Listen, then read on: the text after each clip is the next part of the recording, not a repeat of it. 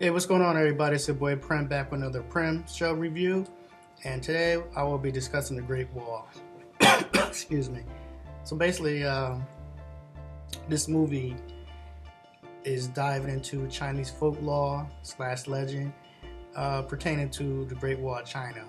Um, I think it was a very simple but straightforward plot, a storyline that kind of expanded on it slowly through the movie and exposed us more to the University of China as a whole. So I think that was kind of unique and nice that they did it that way. But a lot of things kind of stood out to me in this movie. Number one, the look of this movie, the vibrant colors, the costume designs, and especially the action scenes. Like, they really took their time to thought it out of what they're gonna do with this movie, and certain functions of different squadrons in this movie. Well, a different squadron that was protecting this wall. They had different defenses that they were solely had to do, and it stood out. And I think that was unique. So that alone would made it a great movie to me. The next thing that I enjoyed with this movie was the acting. You know, Matt Damon came. You could tell it wasn't just for a check. He really brought his A game to this movie, along with the rest of the American actors in this movie. William Dafoe. You know, they really came and brought it. So that was good because they were kind of like the anchors in this movie.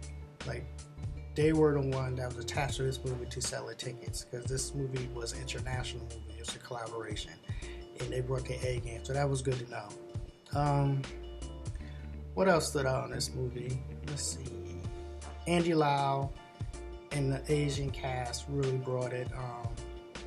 They did a superb job. Like I said, you know, nobody's going to get an Oscar nominee or anything like that. However, they really came here.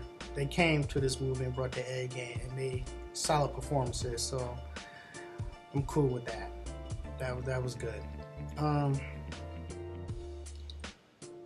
The only thing I noticed in this movie was that it was longer. You can tell it was longer, but the way they edited this movie to get it to its allotted running time kind of shows. It doesn't take nothing away from the movie, but maybe on the Blu-ray or when it get released, they will add it in there so we can see what was taken out.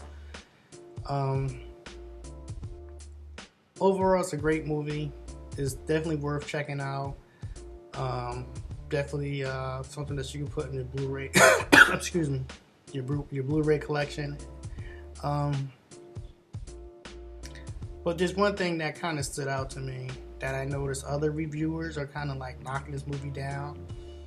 And the reason why I think they knock this movie down is for the simple fact that what we're so conditioned to watch and what we're used to when it comes to folklore.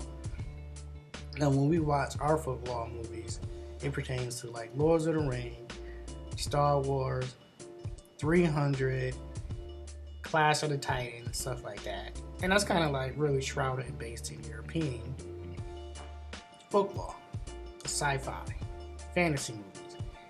And what this movie did was kind of like expose us to Chinese folklore and legend, which was great. And I think we should have other countries participating in making these movies and putting them out there in international movies. Just like we release Avengers and all these things with big budgets over there in their country, it should be the same way, a two-way street. So I think that's why a lot of critics was kind of like slamming it, but you got to get used to it. It is what it is. You know, Hollywood is not the only one that's going to be the big boy in the corner. There's going to be more countries that's going to put movies out to compete and just expose people to their type of folklores. You know, I would like to see African folklore legends as movies, action pieces, or dramas. Caribbean islands, like China. We got, you know, Indonesia. So, you know, let's open up this market and, you know, let it be out there so people can pick and choose what they want to see. I definitely like, you know, the whole Lords of the Ring and all that stuff, but here we are with something new to choose from. So with that being said, I will give The Great Wall 8.5 on a scale from 1 to 10. Definitely worth checking out. And this is your boy Prin with another Prin review. Peace.